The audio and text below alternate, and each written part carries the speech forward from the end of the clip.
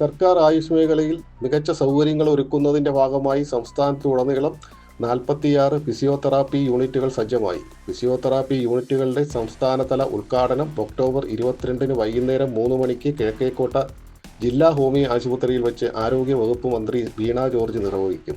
Antony Raju MLA അധ്യക്ഷത വഹിക്കും. 2 കോടി രൂപ ചെലവിലാണ് ഫിസിയോതെറാപ്പി യൂണിറ്റുകൾ സജ്ജീകരിക്കുന്നത്. ഭാരതീയ ചികിത്സാ വകുപ്പിന്റെ 25 ആശുപത്രികളിലും ഹോമിയോപ്പതി വകുപ്പിന്റെ 21 ആശുപത്രികളിലുമാണ് പുതിയതായി ഫിസിയോതെറാപ്പി യൂണിറ്റുകൾ പ്രവർത്തനം ആരംഭിക്കുന്നത്. മികച്ച നിലവാരമുള്ള ഫിസിയോതെറാപ്പി ഉപകരണങ്ങൾക്കൊപ്പം ഫിസിയോതെറാപ്പിസ്റ്റ്, മൾട്ടിപർപ്പസ് വർക്കർ എന്നിവർ സേവനവും ഓരോ യൂണിറ്റിലും ഉറപ്പാക്കും. ഇതോടെ സംസ്ഥാനത്തെ എല്ലാ സർക്കാർ ഹോമിയോപ്പതി ആശുപത്രികളിലും ഫിസിയോതെറാപ്പി യൂണിറ്റുകൾ പ്രവർത്തന സജ്ജമാകും. രോഗികൾക്ക് കൂടുതൽ ഗുണമേന്മയുള്ള സേവനം ഉറപ്പാക്കുക എന്ന സർക്കാരിൻ്റെ പ്രഖ്യാപിത നയത്തിൻ്റെ മറ്റൊരു